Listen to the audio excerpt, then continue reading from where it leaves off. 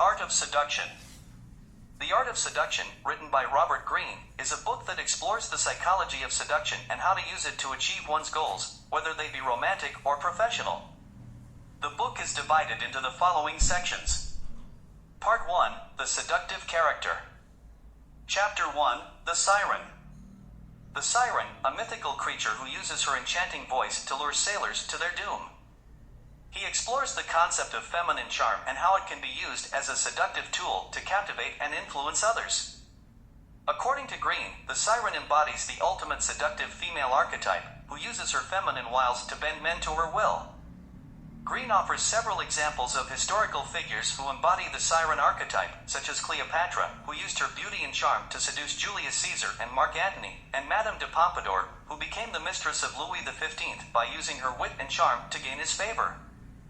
The chapter offers practical advice on how to cultivate a siren-like aura, such as developing a seductive voice, mastering the art of body language, and using subtle manipulation to gain the upper hand. The siren's power lies in her ability to make men feel desired and important, and this chapter provides insights on how to achieve this through seduction. Chapter 2, The Rake. The Rake discusses the power of rebellion in seduction. The chapter focuses on the idea that the seductive rebel, or rake, is able to use his or her nonconformity to create an air of mystery and allure that draws people in. The author explains that the rake is not necessarily a good person, but rather someone who is able to bend the rules and break social norms to achieve their desires. Rakes are often seen as exciting and adventurous, and their nonconformity makes them stand out from the crowd. The chapter offers examples of famous rakes throughout history, such as Casanova and Lord Byron, and explores their seductive tactics. The author also provides advice on how to cultivate a rakish persona, including embracing your flaws and imperfections, taking calculated risks, and playing hard to get. Overall, the chapter emphasizes the power of rebellion in seduction and encourages readers to embrace their own nonconformity in order to create an air of mystery and allure. Chapter 3, The Ideal Lover. The ideal lover is someone who embodies the qualities that others find desirable, such as charisma, confidence, and charm. The author suggests that by cultivating this ideal image and projecting it to others, one can attract and seduce them. The chapter provides numerous examples of individuals who have successfully used this technique, including the Italian writer and statesman Gabriele D'Annunzio, who was renowned for his romanticism and charisma. D'Annunzio used his image as an ideal lover to attract numerous women, including the famous actress Eleonora Duse. The chapter also emphasizes the importance of creating a sense of mystery and intrigue around oneself.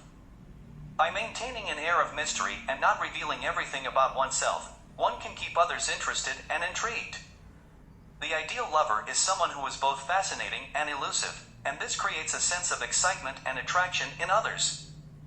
In summary, the chapter teaches the reader about the power of creating an ideal image of oneself and using it to attract and seduce others.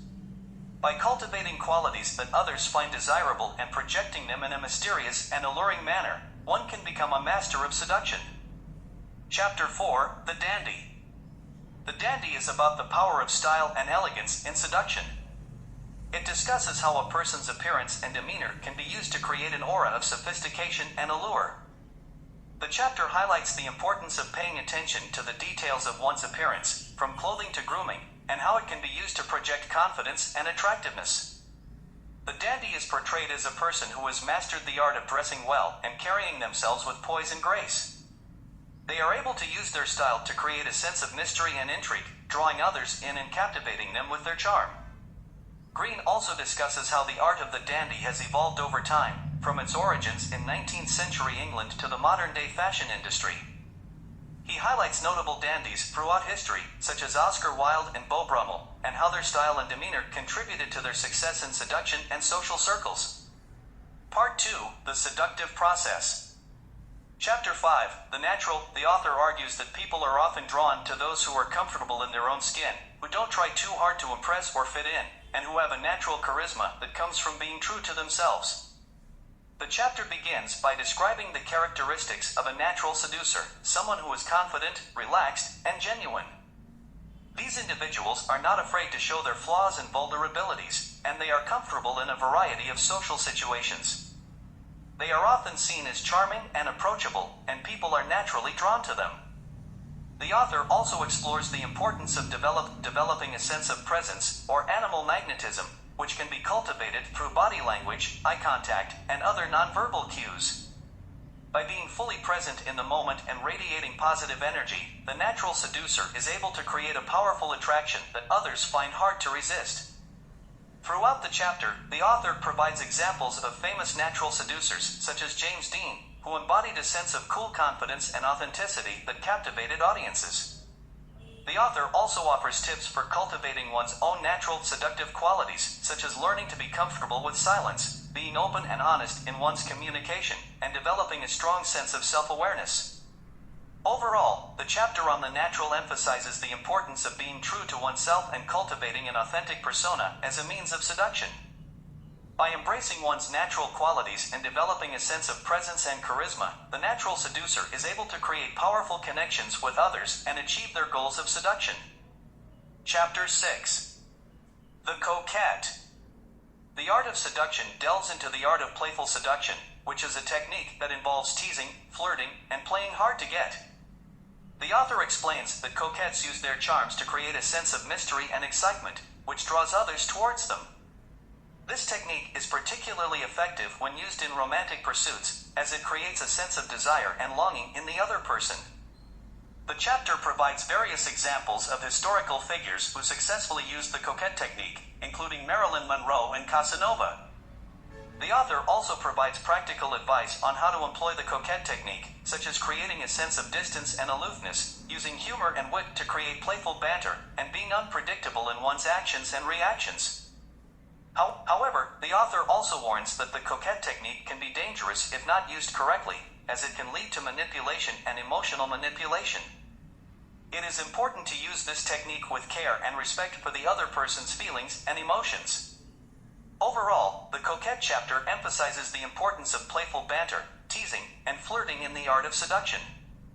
It is a technique that can be used effectively in romantic pursuits, but must be used with caution and respect for the other person's emotions. Chapter 7. The charmer Robert Greene discusses the power of charisma and how it can be used as a tool of seduction.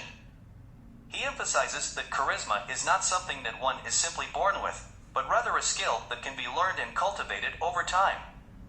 Greene describes the charismatic person as someone who exudes confidence, charm, and a magnetic energy that draws others towards them.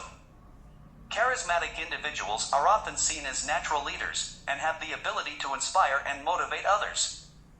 In the chapter, Greene identifies several techniques that charismatic individuals use to attract and captivate others. These include the ability to make others feel special and important, the use of flattery and compliments, and the ability to create a sense of intimacy and connection with others. Additionally, Greene cautions that charisma can be a double-edged sword. While it can be an incredibly powerful tool for seduction, it can also be used to manipulate and deceive others. As with all of the seductive personalities discussed in the book, Greene emphasizes the importance of using these techniques ethically and with the intention of creating positive relationships. Overall, the charmer chapter of the art of seduction provides valuable insights into the psychology of charisma and how it can be used to attract and captivate others. By learning to develop this skill, individuals can become more effective leaders and build stronger, more meaningful relationships with others. Chapter 8. The charismatic. In this chapter, Robert Greene explains the art of becoming a charismatic leader who can attract and captivate a following of devoted admirers. He discusses how charisma is not something that is innate, but rather a skill that can be developed and honed. The author explores various tactics used by charismatic leaders throughout history, such as cult leaders, politicians, and spiritual leaders, to create a cult of personality and gain the loyalty and admiration of their followers. He delves into the importance of developing a magnetic presence and aura, using grand gestures and theatrical performances, and projecting an image of being above the fray. The chapter also highlights the risks and dangers of charismatic leadership, such as the potential for abuse of power and the tendency for followers to blindly follow without critical thinking. The author emphasizes the importance of using charisma responsibly and ethically, and not exploiting or manipulating others for personal gain. Overall, the chapter provides valuable insights into the psychology of charisma and how it can be used to attract and captivate others, but also warns of the potential dangers and ethical considerations involved in doing so. Part 3: The Seductive Environment. Chapter 9: The Seducer's Victim is a chapter in the book The Art of Seduction by Robert Greene that discusses the role of the victim in the seduction process. The chapter emphasizes that the victim is not passive in the seduction process, but rather an active participant who willingly falls under the spell of the seducer. Greene notes that victims often have a need to be seduced, whether it be for emotional validation, a desire for excitement and adventure, or a craving for power and control. The seducer preys on these vulnerabilities and uses them to their advantage in the seduction process. The chapter also warns against the dangers of falling into the role of the victim in a seduction, as it can lead to emotional manipulation and exploitation. The victim can become trapped in the seducer's web and lose sight of their own goals and desires. Ultimately, the chapter serves as a cautionary tale about the power dynamics at play in seduction and encourages readers to be aware of their own vulnerabilities and motivations in any potential seductive encounter. Chapter 10: The Perfect Seduction. The Perfect Seduction chapter of The Art of Seduction book, Robert Greene, discusses the importance of creating a seductive environment to increase one's chances of success in seduction. The chapter emphasizes the idea that the right setting, timing, and atmosphere can play a crucial role in seduction. Greene suggests that creating the perfect seductive environment involves paying attention to details such as lighting, music, scent, and even the choice of words used. For instance, the right lighting can create an intimate atmosphere, while carefully chosen words can evoke certain emotions and create a sense of intimacy. Similarly, using the right scent can create an alluring and seductive ambience. The chapter also emphasizes the importance of timing and pacing in seduction. Greene suggests that seduction should be a slow and gradual process that builds up over time. He explains that the best seducers are patient and take the time to carefully plan each step of the seduction process. Overall, the Perfect Seduction chapter of The Art of Seduction highlights the importance of creating the right environment for seduction and how to use it to achieve one's goals. Chapter 11: The Anti-Seducer. In The Art of Seduction, Robert Greene not only explores the various seductive archetypes and techniques, but also warns readers of the common mistakes and pitfalls of seduction through the chapter titled The Anti-Seducer. The chapter highlights several key traits and behaviors that can turn someone into an anti-seducer and make them repulsive to others. Some of these traits include being too eager, lacking confidence, being too self-absorbed, being needy or clingy, and being too aggressive or pushy. Greene warns that these traits can lead to a loss of power and can repel potential partners or allies. He advises readers to focus on building their own power and confidence, and to avoid being overly needy or pushy in their approach. Additionally, the chapter also touches upon the importance of timing and the dangers of rushing into things too quickly. Greene advises readers to take their time and be patient in their pursuit, allowing the seduction to unfold naturally. Overall, The Anti-Seducer serves as a cautionary tale for readers, reminding them to avoid the common mistakes and pitfalls of seduction and to approach their pursuits with patience, confidence, and a focus on building their own power. Epilogue: Reversing Seduction. Robert Greene explores the concept of reversing the roles of seduction and how to use it to avoid becoming a victim of seduction. He notes that while most of the book focuses on how to be the seducer, it is also important to understand how the seduced can gain power and take control of the situation.